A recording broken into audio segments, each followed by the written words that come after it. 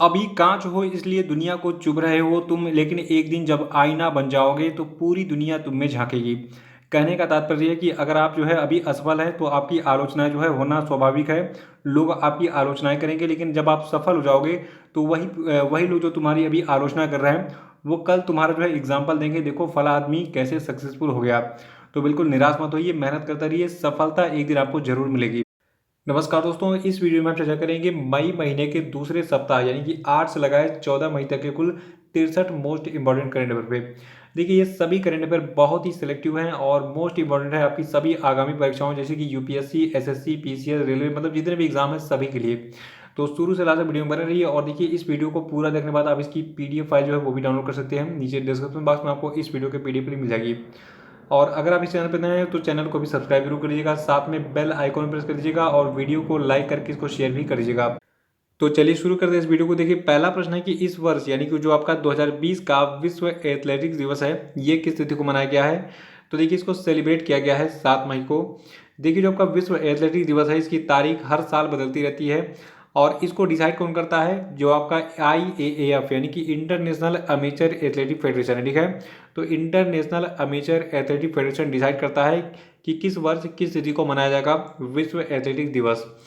और देखिए, जो आपका ये विश्व एथलेटिक्स दिवस है, ये मुख्यतः जो है मई महीने में सेलिब्रेट किया जाता है। किसी भी तारीख को डिसाइड कर देता है ये कि इस तिथि को जो है आप इस साल सेलिब्रेट करेंगे विश्व एथलेटिक्स दिवस को, ठीक है। और देखिए, जो पहला विश्व एथलेटिक्स दिवस है ये 1996 में मनाया गया था, ये चीज़ नोट कर लीजिएगा। और दूसरा प्रश्न है कि किस राज्य सरकार ने आयुष कवच कोविड ऐप को लॉन्च किया? तो देखिए, जो आपका आयुष कवच कोविड ऐप है, इसको लॉन्च किया गया है उत्तर प्रदेश सरकार के द्वारा। और देखिए, जो आपका मोबाइल एप्लीकेशन है, इसका नाम है आयुष कवच कोविड ऐप। तो इस एप्लीकेशन के माध्यम से जो इसके यूजर्स यानी कि उपयोगकर्ता होंगे, उनको ये बताया जाएगा कि किस प्रकार हमारी रसोई यानी कि जो किचन है, इसमें मौजूद वस्तुएं जैसे कि दालचीनी, तुलसी और लौंग हो गया, तो इन सामग्रियों का उपभोग करके जो है जो आपका कोविड-19 है, इसके खिलाफ लड़ने के लिए शरीर की जो इम्यून सिस्टम यानी कि प्रतिरक्षा है, इसको बढ़ाने के लिए जो है किया जा सकता है। तो इस आयुष कवच कोविड ऐप की ये विशेषताएं जो है याद रखिएगा। और इसको लॉन्च किसने किया है? उत्तर प्रदेश की सरकार ने, ये भी याद रखना है। और देखिए, अभी आपको कमेंट बॉक्स में बताना है कि उत्तर प्रदेश के सीएम यानी कि मुख्यमंत्री, इनका क्या नाम है। इनकी फोटो यहाँ पे दिख रही है। देखिए, आपको जिन प्रश्नों का उत्तर पता है उनको कमेंट बॉक्स में बताते भी चलिए। लास्ट में अपना स्कोर बताइएगा कि आपने कुल 63 यानी कि 63 प्रश्नों में से कितने प्रश्न सही किए हैं। तो कंटिन्यू करते हैं इसको। देखिए, तीसरा प्रश्न है कि इराक के जो नए प्रधानमंत्री बने हैं, इनका क्या नाम है? कमेंट बॉक्स में बताइए इनका नाम। देखिए, जो आपके इराक के नए प्रधानमंत्री बने, इनका नाम है मुस्तफ़ा अल कदीमी। और इराक की बात करें, देखिए इराक जो आपका मिडिल ईस्ट एशिया में स्थित है। कैपिटल यहाँ की बगदाद है। करेंसी है इराकी दिनार। और इराक की जो टोटल पॉपुलेशन यानी कि जनसंख्या है आपकी है 3.84 करोड़। और देखिए, इराक के जो वर्तमान में राष्ट्रपति यानी कि प्रेसिडेंट है, इनका नाम है बरहम साली। चौथा प्रश्न है कि हाल ही में किसके दौरान गुरुदेव रविंद्रनाथ टैगोर की 159वीं जयंती के उपलक्ष्य में एक वर्चुअल कार्यक्रम जिसका नाम था गुरुदेव journey of the Maestro through his visual vocabulary का आयोजन किया गया? तो देखिए, इसका आयोजन किया गया था राष्ट्रीय आधुनिक कला संग्रहालय दिल्ली के द्वारा। कब किया गया था? मई महीने में ही, ठीक है। और पांचवा प्रश्न है कि सीमा सड़क संगठन का जो स्थापना दिवस है, ये किस दिन मनाया जाता है? तो देखिए, सीमा सड़क संगठन का जो स्थापना दिवस है, ये मनाया जाता है 7 मई को हर साल। और देखिए, जो आपका सीमा सड़क संगठन, इसको हम अंग्रेजी में कहते हैं बॉर्डर रोड्स ऑर्गेनाइजेशन, ठीक है। और इसने जो है 7 मई 2020 को अपना जो है इस साल 60वां स्थापना दिवस मनाया है। ये चीज़ याद रखिएगा, क्रम एग्जाम में कभी कभी पूछ लेता है। तो जो आपका सीमा सड़क संगठन है, इसकी स्थापना कब हुई थी? 7 मई को। और इस साल हमने जो है 7 मई 2020 को इसका 60वां स्थापना दिवस मनाया है। देखिए, जो आपका सीमा सड़क संगठन है यानी कि बॉर्डर रोड ऑर्गेनाइजेशन है, इसकी स्थापना 7 मई 1960 में हुई थी। इसका मुख्यालय कहाँ पे है? नई दिल्ली में। और छठा प्रश्न है कि अभी हाल ही में किस देश ने अपने हैनान प्रांत के दक्षिणी द्वीप से एक अंतरिक्ष रॉकेट जिसका नाम है द लॉन्ग मार्च 5B को जो है सफलतापूर्वक लॉन्च किया? तो देखिए, इसको लॉन्च किया था चीन यानी कि चाइना ने। याद रखिएगा कि चीन ने जो है अपने हैनान प्रांत के दक्षिणी द्वीप से जो है एक अंतरिक्ष रॉकेट जिसका नाम था द लॉन्ग मार्च 5B, ठीक है, इसको लॉन्च किया था। और सातवां प्रश्न है कि हाल ही में नागरिक उड्डयन मंत्रालय के तहत कार्यरत जो आपका नागरिक उड्डयन महानिदेशालय है, इसने किस वेब पोर्टल को लॉन्च किया है? तो देखिए, इस वेब पोर्टल का नाम गरुड़ है। और गरुड़ का पूरा नाम है government authorisation for relief using drones, ठीक है। तो गरुड़ का पूरा नाम याद रखिएगा। देखिए, जो आपका ये वेबसाइट है, इसका नाम है गरुड़, ठीक है। इसका काम क्या होगा?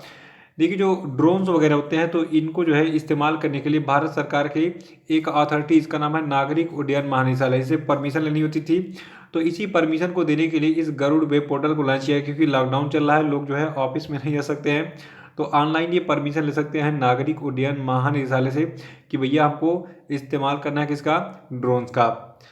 आठवां प्रश्न है कि हाल ही में Vijyant at Kargil the life of Kargil hero नामक पुस्तक का विमोचन किया गया। ये पुस्तक जो है किसकी जीवनी है? तो देखिए हमारे कारगिल के एक योद्धा थे, इनका नाम था कैप्टन विजयंत थापर, ठीक है।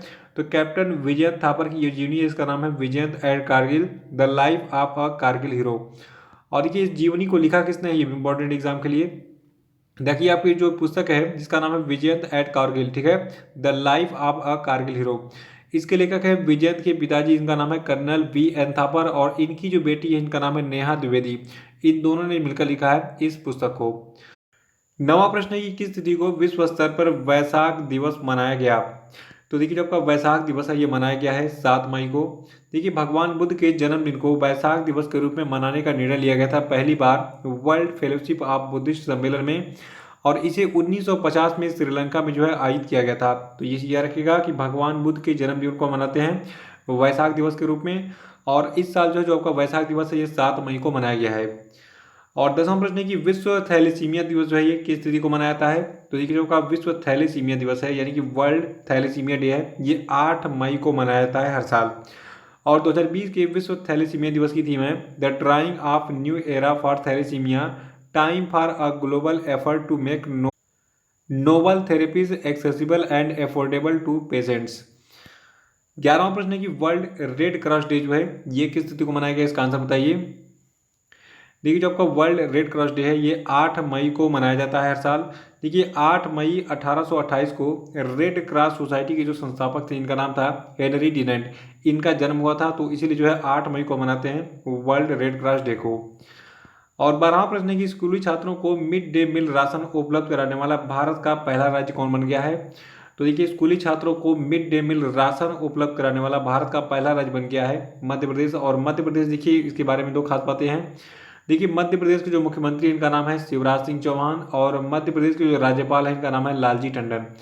और देखिए मध्य प्रदेश की राजधानी का क्या नाम है, ये कमेंट बॉक्स में आप मुझे बताएंगे। इसका जो पहला अक्षर है इसकी राजधानी, इसका नाम जो है बहुत से स्टार्ट होता है, ठीक है। तो मध्य प्रदेश की राजधानी का क्या नाम है, कमेंट बॉक्स में तुरंत बताइए। 13वां प्रश्न है कि संयुक्त राष्ट्र पर्यावरण कार्यक्रम के दौरान किस बॉलीवुड अभिनेत्री का भारत की गुडविल एम्बेसडर के रूप में जो कार्यकाल था इसको 2022 तक के लिए बढ़ा दिया गया है? तो देखिए जो आपकी यूएनईपी की यानी कि यूनाइटेड नेशंस एनवायरनमेंट प्रोग्राम की जो भारत के लिए गुडविल एम्बेसडर थी इनका नाम था दिया मिर्जा, ठीक है। इनका जो कार्यकाल है 2022 तक के लिए उसको बढ़ा दिया गया है। तो अगर एग्जाम में प्रश्न पूछा जाए कि वर्तमान में संयुक्त राष्ट्र पर्यावरण कार्यक्रम के दौरान किस अभिनेत्री को भारत का जो है गुडविल एम्बेसडर अपॉइंट किया गया, इनका नाम क्या है, दिया मिर्जा। और देखिए जब का ये संयुक्त राष्ट्र पर्यावरण कार्यक्रम है इसको अंग्रेजी में कहते हैं यूनाइटेड नेशंस एनवायरनमेंट प्रोग्राम, और इसका मुख्यालय कहाँ पे स्थित है, केन्या के नैरोबी में। ये याद रखिएगा एग्जाम में बहुत बार पूछा गया है। 14वां प्रश्न है कि हाल ही में किसने कोविड-19 के उपचार के लिए आयुष संजीवनी एप्लीकेशन का शुभारंभ किया? तो देखिए आयुष संजीवनी एप्लीकेशन का शुभारंभ किया गया था डॉक्टर हर्षवर्धन के द्वारा।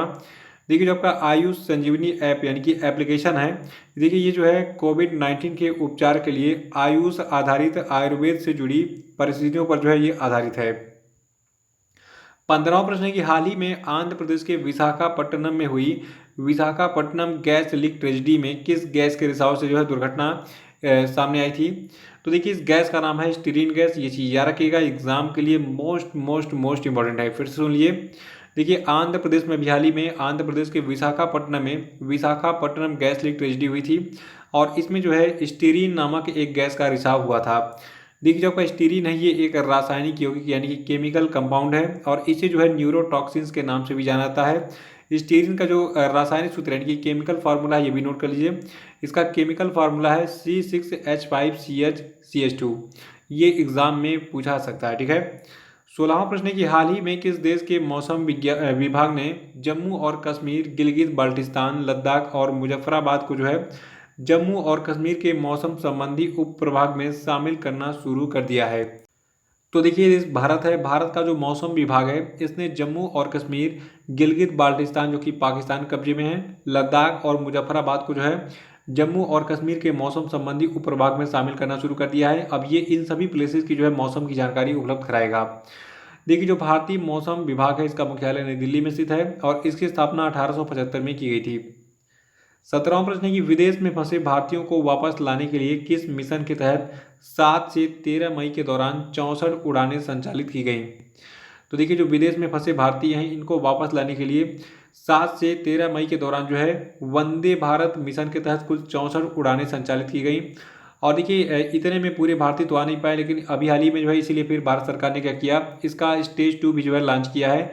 और इसके बारे में अगर आपको डिटेल जानना है तो जो हमारा डेली करंट अफेयर सेशन का वीडियो होता है 14 मई का, आप जो है वीडियो देखिएगा डेली करंट अफेयर का, वहाँ पे आपको सारी डिटेल्स मिल जाएंगी। 18वां प्रश्न है कि हाल ही में किसने श्रम ब्यूरो के नए महानिदेशक के रूप में पदभार ग्रहण किया। तो देखिए, व्यक्ति आपके हैं DPS नेगी। 19वां प्रश्न है कि किस तिथि को महाराणा प्रताप की 480वीं जयंती मनाई गई है। तो देखिए, महाराणा प्रताप की जो 480वीं जयंती है ये 9 मई को मनाई गई है। देखिए, महाराणा प्रताप का जन्म हुआ था 9 मई 1540 ईस्वी को। 20वां प्रश्न है कि किस राज्य सरकार ने प्रवासी राहत मित्र ऐप लॉन्च किया। आंसर बताइए। देखिए, जो आपका प्रवासी राहत मित्र ऐप है इसको लॉन्च किया है उत्तर प्रदेश के मुख्यमंत्री योगी आदित्यनाथ ने। और देखिए, इस ऐप को प्रवासियों के स्वास्थ्य पर नजर रखने के लिए संयुक्त राष्ट्र विकास कार्यक्रम के सहयोग से मिलकर विकसित किया गया है। और 21वां प्रश्न है कि हाल ही में किस रेटिंग एजेंसी ने वित्त वर्ष 2020-21 में भारत की GDP ग्रोथ अनुमान को जो घटाकर 0 यानी कि शून्य कर दिया है। तो देखिए, इस रेटिंग एजेंसी का नाम मूडीज है, लेकिन मूडीज ने इसके साथ में एक और बात कही है। देखिए, जो आपका मूडीज है इसने वित्त वर्ष 2021-22 यानी कि जो भारत का अगला वित्तीय वर्ष होगा, ठीक है, तो इसमें भारत की जो GDP की वृद्धि दर है ये उभर कर 6.6% तक वापस होने का जो है अनुमान भी जारी किया है। और 22वां प्रश्न है कि हाल ही में एशियन इंफ्रास्ट्रक्चर इन्वेस्टमेंट बैंक ने भारत को कोविड-19 आपातकालीन प्रतिक्रियाओं के लिए कितने मिलियन डॉलर ऋण देने की मंजूरी दी। तो देखिए, ये अमाउंट आपका है 500 मिलियन डॉलर का। याद रखिएगा कि हाल ही में एशियन इंफ्रास्ट्रक्चर इन्वेस्टमेंट बैंक ने भारत को कोविड-19 आपातकालीन प्रतिक्रियाओं के लिए कुल 500 मिलियन डॉलर के ऋण देने की मंजूरी प्रदान की है। 23वां प्रश्न है कि हाल ही में Indian council of medical research ने कोविड-19 टेस्टिंग किट की डिलीवरी के लिए किसके साथ हाथ मिलाया। तो देखिए, ICMR यानी कि Indian council of medical research ने अभी हाल ही में भारतीय डाक के साथ कोविड-19 टेस्टिंग किट की डिलीवरी के लिए जो है हाथ मिलाया था, यानी कि समझौता किया था। 24वां प्रश्न है कि हाल ही में रक्षा मंत्रालय ने भारतीय वायुसेना के 37 हवाई अड्डों के बुनियादी ढांचे के आधुनिकीकरण के लिए अभी हाल ही में किसके साथ एक समझौते पर हस्ताक्षर किया है। तो देखिए, अभी हाल ही में टाटा पावर के साथ ही समझौता किया गया है। याद रखिएगा कि भारत का जो रक्षा मंत्रालय है इसने भारतीय वायुसेना के टोटल कितने 37 हवाई अड्डों, ठीक है, संख्या क्या याद रखिएगा, टोटल 37 हवाई अड्डों के बुनियादी ढांचे के आधुनिकीकरण के लिए जो है समझौता किया है टाटा पावर के साथ। और 25वां प्रश्न है कि हाल ही में किसने उत्तराखंड में बनाई गई कैलाश मानसरोवर यात्रा के लिए नए मार्ग का उद्घाटन किया। तो देखिए, इस नए मार्ग का उद्घाटन किया था राजनाथ सिंह ने। और राजनाथ सिंह कौन है, वर्तमान में भारत के रक्षा मंत्री हैं। देखिए, जो आपकी ये कैलाश मानसरोवर यात्रा के लिए नई सड़क बनाई गई है, नया मार्ग बनाया गया है, ये उत्तराखंड में बनाया गया है। इसकी लंबाई है 80 किलोमीटर। और जो आपकी ये नई सड़क है ये नियंत्रण रेखा है, यानी कि जो आपका लाइन ऑफ एक्चुअल कंट्रोल है, ठीक है, तो इसके करीब लिपुलेख दर्रे से होकर कैलाश मानसरोवर यात्रा के लिए एक नया मार्ग खोलती है। 26वां प्रश्न है कि हाल ही में किसे दोबारा मेरिलबोर्न क्रिकेट क्लब के अध्यक्ष के रूप में अपॉइंट किया गया है, यानी कि नियुक्त किया गया है। तो देखिए, मेरिलबोर्न क्रिकेट क्लब के जो है दोबारा अध्यक्ष बने हैं कौन, कुमार संगाकारा। और 27वां प्रश्न है कि हाल ही में किस व्यक्ति का निधन हो गया जो कि कोडावा फैमिली हॉकी टूर्नामेंट के संस्थापक थे। तो देखिए, कोडावा फैमिली हॉकी टूर्नामेंट के जो संस्थापक थे इनका नाम था पंडाडा कोटप्पा, और अभी हाल ही में इनका निधन हो गया है। 28वां प्रश्न है कि वर्ल्ड माइग्रेटरी बर्ड डे यानी कि विश्व प्रवासी पक्षी दिवस किस तिथि को मनाता है। तो देखिए, विश्व प्रवासी पक्षी दिवस को हम मनाते हैं हर साल 9 मई को, और 2020 के लिए इसकी थीम थी बर्ड्स कनेक्ट आवर वर्ल्ड। और एक खास बात और है, देखिए, जो आपका विश्व प्रवासी पक्षी दिवस है ये एक साल में 2 बार मनाता है। पहले ये मई में मनाता है, फिर दूसरी उसके बाद फिर अक्टूबर में। और मई और अक्टूबर महीने का जो दूसरा शनिवार होता है उसी तिथि को, मतलब उस दिन, यानी कि जो आपका मई और अक्टूबर महीने का जो दूसरा शनिवार होता है उस दिन कोई भी तिथि पड़े, ठीक है, तो उसी तिथि को मनाया था जो आपका ये विश्व प्रवासी पक्षी दिवस। यानी कि हर साल इसका डेट जो है ये चेंज होते रहता है। याद रखिएगा कि 9 मई को हमने मनाया है विश्व प्रवासी पक्षी दिवस 2020। 29वां प्रश्न है कि राष्ट्रीय प्रौद्योगिकी दिवस यानी कि नेशनल टेक्नोलॉजी डे जो है ये किस तिथि को मनाया जाता है, आंसर बताइए। देखिए जो आपका नेशनल टेक्नोलॉजी डे है ये 11 मई को हर साल मनाया जाता है और 2020 के राष्ट्रीय प्रौद्योगिकी दिवस की थीम क्या है, वुमेन इन साइंस। 30वां प्रश्न है कि 1 मई 2020 को समाप्त हुए सप्ताह के दौरान जो भारत का विदेशी मुद्रा भंडार है ये 1.62 बिलियन डॉलर की वृद्धि के साथ कितना हो गया है। तो देखिए 1 मई 2020 को समाप्त हुए सप्ताह के दौरान जो भारत का विदेशी मुद्रा भंडार था ये 1.62 बिलियन डॉलर की वृद्धि के साथ हो गया है 481.08 अरब डॉलर। और 31वां प्रश्न की हाल ही में सुर्खियों में रही मुख्यमंत्री युवा योगा योग योजना किस राज्य की एक पहल है। तो देखिए जो आपका मुख्यमंत्री युवा योगा योग योजना है ये जो है त्रिपुरा राज्य का एक पहल है और इस योजना के तहत वहाँ पे जो स्टूडेंट्स यानी कि जो छात्र होंगे, ठीक है, जो कि विश्वविद्यालय में पढ़ रहे हैं अंतिम वर्ष में यानी कि जो आपका जिसका बीए फाइनल या फिर बीएससी फाइनल या फिर बीकॉम फाइनल ईयर है तो उन्हें इस योजना का लाभ मिलेगा। उनको जो है टोटल 5,000 रुपये दिए जाएंगे किस लिए, स्मार्टफोन खरीदने के लिए। किस योजना के तहत, मुख्यमंत्री युवा योगा योग योजना के तहत। और ये योजना किस राज्य की है, त्रिपुरा की, इसको याद रखिएगा। 32वां प्रश्न है कि किस देश ने अपनी मुद्रा का नाम बदलकर तोमान कर दिया है, आंसर बताइए। देखिए ये प्रश्न एग्जाम के लिए मोस्ट इंपॉर्टेंट है। देखिए जो आपका ईरान है इसने अपनी मुद्रा का नाम बदल कर दिया है तोमान। देखिए ईरान की जो मुद्रा थी इसका पहले नाम था क्या, ईरानी रियाल। तो ईरानी रियाल से इसका नाम क्या हो गया है, तोमान। और ऐसा इसने किया है मुद्रास्फीति से बचने के लिए यानी कि इन्फ्लेशन से बचने के लिए। 33वां प्रश्न है कि किस भारतीय अर्थशास्त्री और शिक्षाविद को जो है ब्रिटेन के ससेक्स विश्वविद्यालय के विकास अध्ययन संस्थान के न्यासी बोर्ड का अध्यक्ष अपॉइंट किया गया है। तो देखिए इनका नाम है दीपक नैयर। याद रखिएगा कि दीपक नैयर जो हैं इनको अभी हाल ही में ब्रिटेन के ससेक्स विश्वविद्यालय के विकास अध्ययन संस्थान के न्यासी बोर्ड का जो है अध्यक्ष अपॉइंट किया गया है। और 34वां प्रश्न है कि अभी हाल ही में अमेरिकी राष्ट्रपति डोनाल्ड ट्रंप ने जो है किस भारतीय मूल की अमेरिकी अधिवक्ता यानी कि वकील को न्यूयॉर्क के संघीय अदालत में बतौर जो है न्यायाधीश अपॉइंट किया है। तो देखिए इनका नाम है सरिता कोमाती रेड्डी। और 35वां प्रश्न है कि Abu Dhabi T10 cricket tournament कब से कब तक आयोजित होगा। तो देखिए आपका Abu Dhabi T10 cricket tournament है ये जो है 19 से 28 नवंबर के बीच में 2020 में आयोजित होगा, अगर कोरोना वायरस जो है अच्छी तरीके से मतलब रिकवर हो गया पूरी दुनिया में तो, ठीक है। और देखिए जो आपका ये T10 क्रिकेट टूर्नामेंट होगा इसकी क्या खास बात होगी। देखिए ये जो है 10 ओवरों का एक मैच होगा और इसको अमीरात क्रिकेट बोर्ड से मंजूरी भी मिली हुई है और इसकी जो मैचों की अवधि है ये 90 मिनट होगी यानी कि 1.5 घंटे होगी। ये टूर्नामेंट राउंड रॉबिन आधार पर जो है खेला जाता है। 36वां प्रश्न है कि किस व्यक्ति को फ्लिपकार्ट का मुख्य वित्तीय अधिकारी यानी कि चीफ फाइनेंशियल ऑफिसर जो है अपॉइंट किया गया है। तो देखिए फ्लिपकार्ट के जो नए मुख्य वित्तीय अधिकारी बने इनका नाम है श्रीराम वेंकट रमन। 37वां प्रश्न है कि हाल ही में भारत सरकार ने कोरोना वायरस प्रभावित पूर्वी हिंद महासागर क्षेत्र के देशों की सहायता के लिए किस योजना को लॉन्च किया है। तो देखिए इस योजना का नाम है मिशन सागर और सागर का फुल फॉर्म है security and growth for all in the region. और 38वां प्रश्न है कि हरिशंकर वासुदेवन का हाल ही में निधन हो गया, ये किस क्षेत्र से संबंधित हैं। तो देखिए जो आपके हरिशंकर वासुदेवन है ये एक इतिहासकार थे, इनका अभी हाल ही में निधन हो गया है। 39वां प्रश्न है कि हाल ही में किस व्यक्ति का जो कार्यकाल है अंतर्राष्ट्रीय हॉकी महासंघ के अध्यक्ष के रूप में जो है ये मई 2021 तक के लिए बढ़ा दिया गया है। तो देखिए अंतर्राष्ट्रीय हॉकी महासंघ के जो अध्यक्ष हैं इनका नाम है नरेंद्र बत्रा, इनका कार्यकाल 2021 तक के लिए जो है बढ़ा दिया गया है। और 40वां प्रश्न है कि हाल ही में किस बैंक द्वारा आरोग्य संजीवनी हेल्थ इंश्योरेंस पॉलिसी लॉन्च की गई। तो देखिए आरोग्य संजीवनी हेल्थ इंश्योरेंस पॉलिसी को लॉन्च किया गया है स्टेट बैंक ऑफ इंडिया के द्वारा। 41वां प्रश्न है कि हाल ही में कोरोना वायरस वैक्सीन विकसित करने के लिए Indian council of medical research ने किस कंपनी के साथ हाथ मिलाया है। तो देखिए इस कंपनी का नाम है भारत बायोटेक। 42वां प्रश्न की startup India Pashupalan grand challenge में वैल्यू एडेड प्रोडक्ट श्रेणी का जो पुरस्कार है ये किसने जीता है। तो देखिए जो आपका startup India Pashupalan grand challenge 2020 था, इसमें वैल्यू एडेड प्रोडक्ट श्रेणी का जो पुरस्कार था इसको जीता है Krishak Mitra agro services private limited Mumbai ने।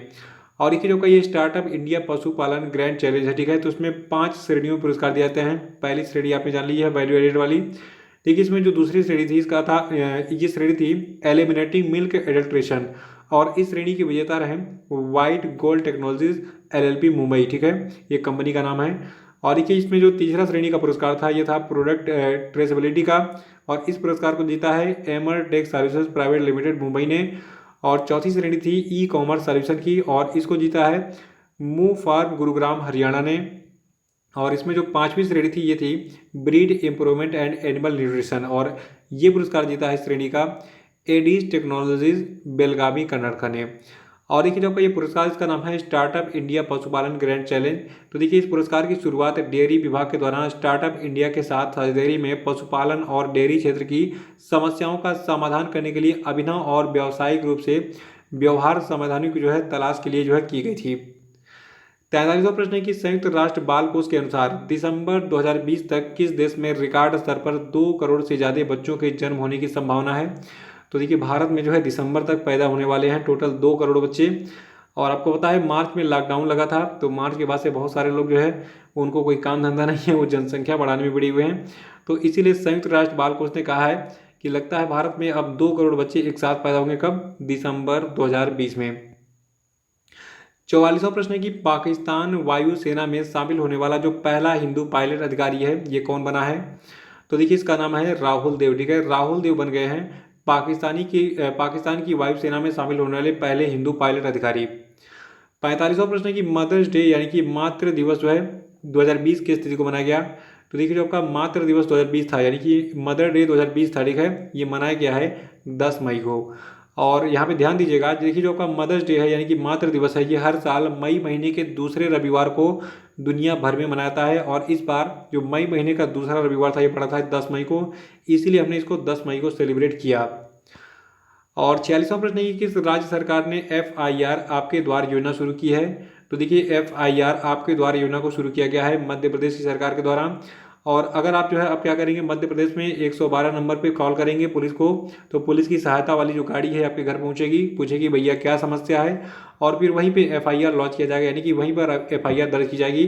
तो इसी को कहा गया है FIR आपके द्वार योजना, मध्य प्रदेश की सरकार की योजना है। ठीक है। 47वां प्रश्न है कि हाल ही में किसने नवीकरणीय ऊर्जा मंत्रालय के सचिव का पदभार ग्रहण किया है।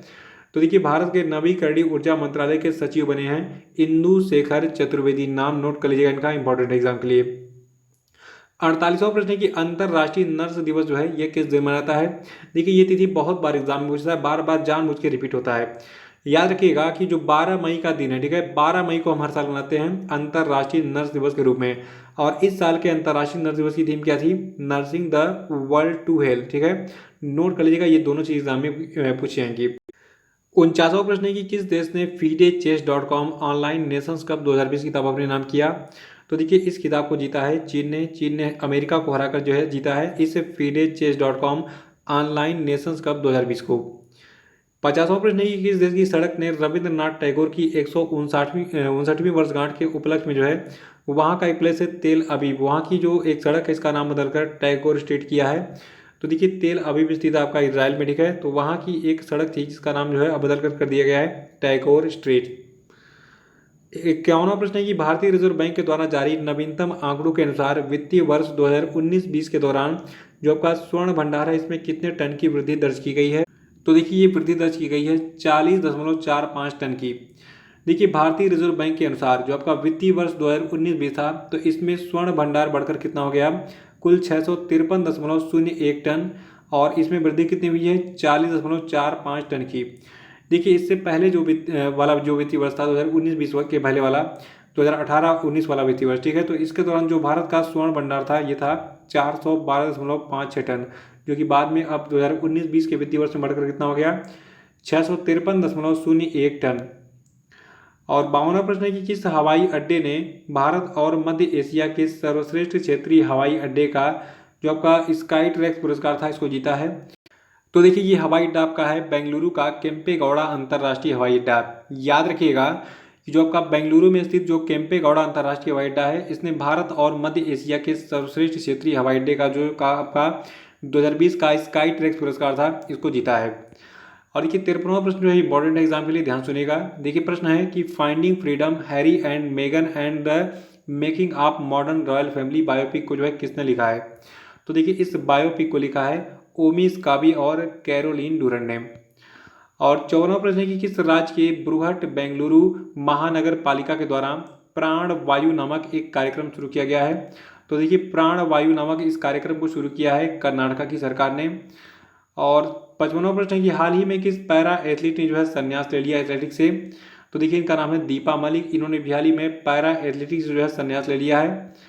और 56वां प्रश्न है कि हाल ही में किस मंत्रालय ने चैंपियंस पोर्टल लॉन्च किया? आंसर बताइए। देखिए जो आपका चैंपियन पोर्टल है इसको लॉन्च किया है सूक्ष्म लघु और मध्यम उद्यम मंत्रालय ने। और देखिए इस पोर्टल पर एमएसएमई मंत्रालय से जुड़ी समस्त जानकारियां जो है ये एक साथ उपलब्ध कराई जाएंगी। 57वां प्रश्न है कि हाल ही में किसने कोविड-19 मरीजों के इलाज के लिए स्वस्थ वायु नामक एक वेंटिलेटर विकसित किया है? तो देखिए इस स्वस्थ वायु नामक वेंटिलेटर को विकसित किया गया है राष्ट्रीय एरोस्पेस प्रयोगशाला बेंगलुरु के द्वारा। 58वां प्रश्न है कि सीबीएसई यानी कि central board of secondary education के नए अध्यक्ष कौन बने हैं? तो देखिए सीबीएसई के नए अध्यक्ष बने हैं मनोज आहूजा, इनका नाम नोट कर लीजिएगा। और 59वां प्रश्न है कि हाल ही में किस राज्य के सोहराई खोवर पेंटिंग को भौगोलिक संकेतक यानी कि ज्योग्राफिकल इंडिकेशन टैग दिया गया है?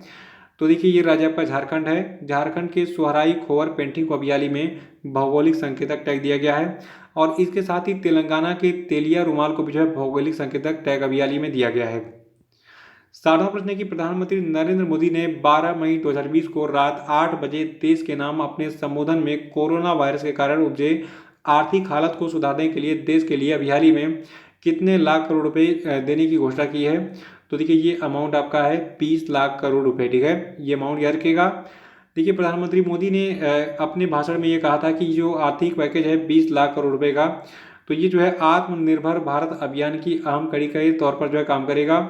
देखिए जो आपका 20 लाख करोड़ रुपए का ये अमाउंट है, ये पैकेज भारत की जो जीडीपी है इसका करीब 10% यानी कि 10% हिस्सा है। 61वां प्रश्न है कि निम्न में से कौन एशिया ओशिनिया जोन के लिए फेड कप हार्ट अवार्ड 2020 जीतने वाली पहली भारतीय टेनिस खिलाड़ी बन गई हैं? तो देखिए इनका नाम है सानिया मिर्जा, इनके बारे में सब जानते होंगे। तो जो टेनिस प्लेयर है भारत की सानिया मिर्जा, ये जो है एशिया ओशिनिया जोन के लिए फेड कप हार्ट अवार्ड 2020 जीतने वाली पहली भारतीय टेनिस खिलाड़ी बन गई हैं। 62वां प्रश्न की हाल ही में भारत सरकार की प्रमुख सामाजिक सुरक्षा योजना जिसका नाम है अटल पेंशन योजना, इसने कितने साल पूरे कर लिए हैं? तो देखिए अटल पेंशन योजना को टोटल 5 साल पूरे हो गए हैं। देखिए इस योजना की शुरुआत 9 मई 2015 में की गई थी, इसको नोट कर लीजिएगा। और आखिरी प्रश्न है कि हाल ही में प्रौद्योगिकी विकास बोर्ड यानी कि टेक्नोलॉजी डेवलपमेंट बोर्ड ने किसके साथ मिलकर एक डिजिटल सम्मेलन जिसका नाम है रीस्टार्ट जो है इसका जो है आयोजन किया था? तो देखिए जो आपका ये डिजिटल सम्मेलन था रीस्टार्ट, इसका आयोजन किया था प्रौद्योगिकी विकास बोर्ड ने भारतीय उद्योग परिसंघ यानी कि जो आपका कन्फेडरेशन ऑफ इंडियन इंडस्ट्री है इसके साथ मिलकर। और देखिए रीस्टार्ट का फुल फॉर्म क्या है? रीस्टार्ट का फुल फॉर्म है reboot the economy through science technology and research translations. तो ये थे आपके 63 मोस्ट इंपॉर्टेंट करंट अफेयर कब के? मई महीने के दूसरे सप्ताह के। ये वीडियो कैसा लगा कमेंट बॉक्स में जरूर बताइए। वीडियो को लाइक कीजिए, इसको शेयर कीजिए सभी लिंक को व्हाट्सएप, टेलीग्राम और फेसबुक ग्रुप में, ठीक है। और जो लोग नए हैं वो चैनल को सब्सक्राइब जरूर कर लें। तो इसी के साथ बहुत धन्यवाद, thank you and have a nice day.